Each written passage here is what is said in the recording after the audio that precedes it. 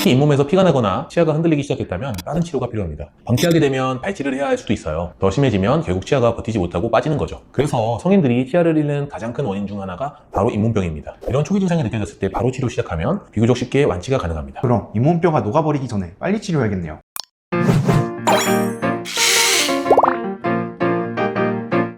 안녕하세요 원장님. 보통 치과에서 주기적으로 받는 치료 중에 스케일링은 익숙한데 최근 잇몸 치료라는 말을 처음 들었어요. 이 단어는 조금 생소한데 스케일링과 잇몸 치료는 무슨 차이가 있을까요? 안녕하세요. 든든닥터 이원장입니다. 네, 스케일링은 다들 주기적으로 받으시는데 잇몸 치료는 잘 모르시는 분들이 많습니다. 스케일링은 아시다시피 잇몸 밑부분의 치석을 제거하는 치료입니다. 이에 비해서 잇몸 치료는 잇몸 아래쪽 치석을 제거하고 잇몸 깊은 곳의 염증까지 제거해주는 치료라고 보시면 됩니다. 사실 치과 가서 잇몸 치료가 필요합니다 라는 말을 들으면 그냥 스케일링이랑 비슷한 거겠지? 하고 대수롭지 않겠는데 각각 잇몸의 윗부분과 아랫부분을 치료한다는 차이점이 있었네요. 그럼 치료 방법에 차이가 있을 것 같은데 어떻게 진행될까요? 잇몸 치료에는 다양한 치료 방법들이 있는데요. 스케일링은 잇몸 위에 있는 치석을 제거하는 가장 기본적인 잇몸 치료 방법 중에 하나라고 보시면 됩니다. 스케일링만으로 치료가 어려울 만큼 잇몸병이 심하게 진행돼서 염증이 깊게 퍼졌을 때는 스케일링보다 더 깊은 잇몸 치료가 필요하고요. 심한 경우에는 잇몸 수술까지도 필요할 수 있습니다. 특히 잇몸에서 피가 나거나 치아가 흔들리기 시작했다면 빠른 치료가 필요합니다. 방치하게 되면 발치를 해야 할 수도 있어요. 잇몸 치료를 안 하면 그냥 잇몸이 붓고 피가 나는 건 줄 알았는데 치아를 뽑아야 할 수도 있다는 건가요? 네, 안타깝게도 그렇습니다. 잇몸이 붓고 피가 나는 것은 잇몸병의 초기 증상인데요. 초기 증상이 나타났을 때 치료하지 않고 방치하면 잇몸 염증이 점점 심해지면서 결국에는 치아를 잡아주는 뼈까지 녹이게 됩니다. 치아를 잡아주는 잇몸뼈가 소실되면 치아가 흔들리기 시작하고 더 심해지면 결국 치아가 버티지 못하고 빠지는 거죠. 그래서 성인들이 치아를 잃는 가장 큰 원인 중 하나가 바로 잇몸병입니다. 치아를 지키려면 잇몸병이 안 생기게 조심해야겠네요. 그런데 잇몸 질환은 나이가 들면 자연스럽게 생기는 거 아닌가요? 그렇게 생각하시는 분들이 많지만 사실 잇몸병은 관리하기 나름입니다. 물론 나이가 들면서 잇몸 조직이 약해질 수는 있겠지만 양치 습관이 올바르지 않거나 흡연, 스트레스, 당뇨 같은 질환이 있거나 치석이 쌓이고 염증이 진행되면 20대, 30대에도 잇몸병이 생길 수 있습니다. 그럼 나이가 중요한 게 아니라 평소 관리를 어떻게 하느냐가 더 중요한 거네요. 네, 맞습니다. 우리가 음식을 먹고 나서 이를 제대로 닦지 않으면 치아 표면과 잇몸 사이에 세균이 쌓이면서 치태가 생기는데 잇몸병의 가장 큰 원인이 바로 이 입속 세균과 치태입니다. 양치를 잘해야 한다는 거네요. 말씀하신 치태랑 치석은 같은 건가요? 비슷하지만 다릅니다. 치태는 음식물 찌꺼기와 세균이 섞여 만들어지는 끈적한 막으로 양치질을 잘하면 제거할 수 있습니다. 치석은 치태가 단단하게 굳어진 것으로 양치만으로는 제거가 불가능하고 스케일링이 필요합니다. 그럼 치태가 치석으로 굳어지기 전에 관리를 잘해야겠네요. 네, 맞습니다. 치태가 오랫동안 쌓이면 결국 치석으로 변하면서 잇몸에 염증을 일으킵니다. 잇몸 질환을 진행 정도에 따라 나눠보면 첫 번째로 일단 건강한 잇몸 상태는 이렇습니다. 잇몸이 분홍색이고 단단하죠. 양치할 때 피가 나지 않는 아주 건강한 상태입니다. 두 번째 단계로 치은염 단계인데요. 잇몸에 치석이 쌓이면서 염증이 발생하기 시작하는 잇몸 질환 초기를 치은염이라고 합니다. 양치할 때 피가 나고 잇몸이 부으면서 약간의 불편함이 느껴집니다. 이런 초기 증상이 느껴졌을 때 바로 치료 시작하면 비교적 쉽게 완치가 가능합니다. 3단계는 치은염이 심해지면서 치주염이 됩니다. 잇몸 염증이 깊이 내려가면서 세균이 뿌리 쪽까지 침투하면 잇몸이 점차 내려앉고 치아가 흔들릴 수가 있는데요. 치아에 음식물이 끼는 느낌이 많아지고 구취가 심해집니다. 이미 손상된 뼈는 자연적으로 완전히 회복되지 않지만 치아를 살리면서 치료해 볼 수 있습니다. 4단계로 치주염이 방치돼서 점점점 치주염이 진행되면 치아를 지탱하는 잇몸뼈가 거의 녹아 없어지면서 치아가 많이 흔들리고 심하면 저절로 빠질 수도 있습니다. 잇몸 통증이 심해지고 음식 씹기가 어려워지는 단계입니다. 마지막 단계까지 가면 치아가 그냥 빠질 수도 있는 거네요. 그때는 치료가 불가능한 건가요? 네, 아주 심한 치주염이 진행돼 버리면 치아를 살리기 어려울 수 있습니다. 예를 들어 충치 치료를 진행할 때는 충전재로 때우거나 크라운을 씌워서 치아 모양을 만들 수 있고 신경치료를 통해 치아를 살려서 사용해 볼 수 있죠. 그런데 잇몸병은 잇몸뼈가 한번 녹아버리면 자연적으로 완전히 재생되지 않습니다. 심하면 치아를 지탱하는 힘이 약해져서 결국 발치를 하고 임플란트 같은 보철 치료를 고려해야 할 수도 있기 때문에 잇몸 질환 초기에 확실히 치료하는 것이 가장 중요합니다.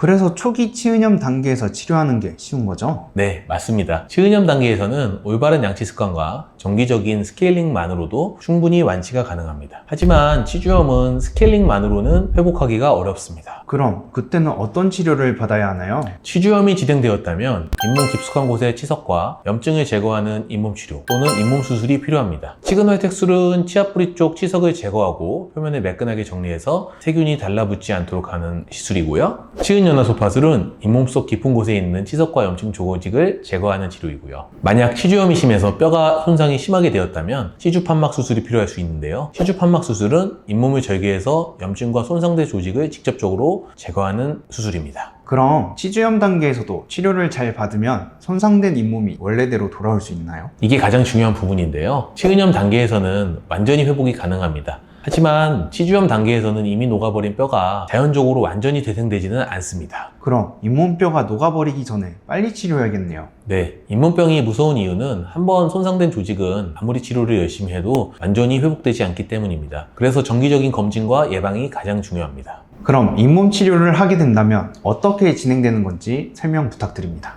네, 잇몸 상태에 따라서 치료 방법이 달라지는데 간단한 스케일링으로 치료할 수도 있고 필요하다면 잇몸 깊은 곳까지 치료할 수도 있습니다. 첫 번째로 스케일링인데요. 스케일링은 아까 말씀드린 대로 잇몸 치료의 가장 기초적인 단계인데요. 치아와 잇몸 위쪽에 붙어있는 치석을 제거하는 치료입니다. 건강한 잇몸을 유지하려면 최소 1년에 한 번씩은 정기적으로 해주시는 게 좋아요. 그런데 스케일링을 받고 나면 이가 시리고 더 약해진 것 같다, 그런 분들도 많더라고요. 정말 스케일링이 치아를 약하게 만들 수도 있나요? 아니에요. 스케일링이 치아를 약하게 만든다는 건 잘못된 오해입니다. 스케일링은 단순히 치아 표면에 있는 치석을 제거하는 치료로 치아 자체에는 아무런 영향을 주지 않습니다. 오히려 정기적으로 받아야 치주염 예방이 가능합니다. 그런데 스케일링을 받고 나면 이가 시리다고 느끼는 분들이 있어요. 이건 치아가 약해지는 게 아니고 그동안 치석이 덮고 있던 부분이 드러나서 시린 느낌이 나는 것 뿐이에요. 치석이 덮고 있어서 시린 게 덜했던 거라면 스케일링을 안 하는 게 낫지 않나요? 그렇게 생각하시는 분들도 있는데 사실은 정반대입니다. 치석이 생기면 세균이 그 안에서 계속 증식하면서 잇몸 염증을 유발하고 결국엔 치주염으로 진행될 가능성이 높아집니다. 그러니까 치석이 치아를 보호하는 게 아니라 오히려 잇몸을 망가뜨리는 주범입니다.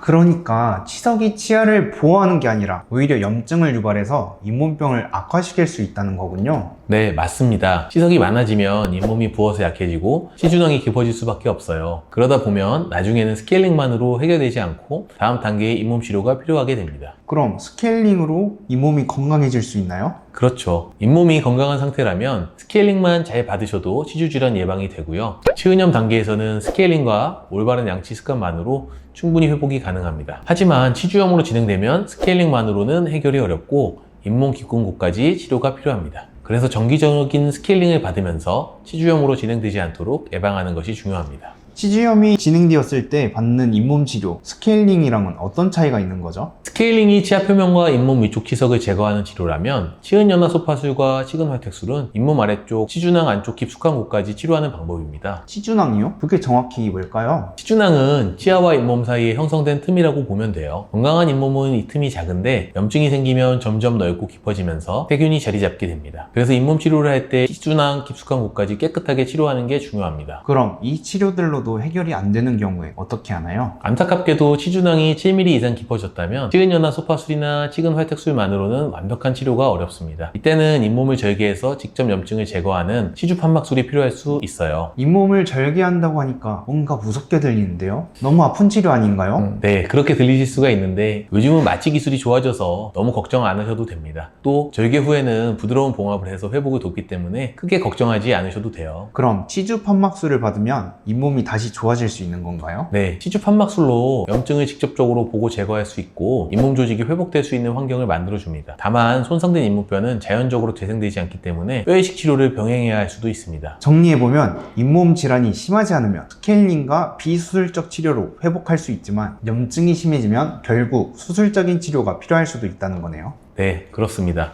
그래서 가장 중요한 건 심해지기 전에 치료하는 겁니다. 스케일링을 정기적으로 받아 잇몸병을 예방하고 치은염 단계에서 제때 치료하면 수술까지 가지 않아도 됩니다. 그럼 말씀해주신 치료들을 잘 받으면 되는 거네요. 그런데 다시 재발할 수도 있나요? 네, 치주염은 재발하기 쉬운 질환이기 때문에 꾸준한 관리가 필요합니다. 치료 후에도 관리를 제대로 하지 않으면 염증이 다시 생길 수 있습니다. 재발을 막으시려면 스케일링을 정기적으로 받아서 치석이 쌓이는 걸 막을 수 있고 올바른 칫솔질과 치실 사용으로 잇몸 건강을 유지할 수 있습니다.